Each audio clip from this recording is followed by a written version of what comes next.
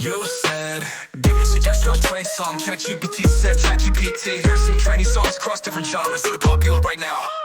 Cruel Summer Taylor Swift. Take the down left, Doja Cat. What was I made for? Eilish. Cupid 50-50, hip-hop rap. Rich Flex, Drinking 21 Savage. Calling for humans, are booming. After Boogie with the hoodie, Sway Lee. EM, with content, Halo, Miracle, Helen Harrison, Ellie Goulding, Bollywood. That's already know.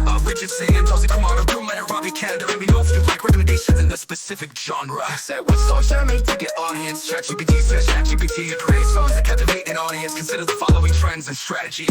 Write about emotions and experiences that resonate universally, like love, heartbreak, self-discovery, or urban struggles. Example, Taylor Swift's personal storyteller, letting up to Dell's emotional ballads through catchy melodies. Focus on hooks and choruses that stick in people's minds. Blinding Light by The Weeknd, three blend genres, mixing styles like pop with EDM or traditional instruments, so modern beats can make your music stand out. Despacito, the story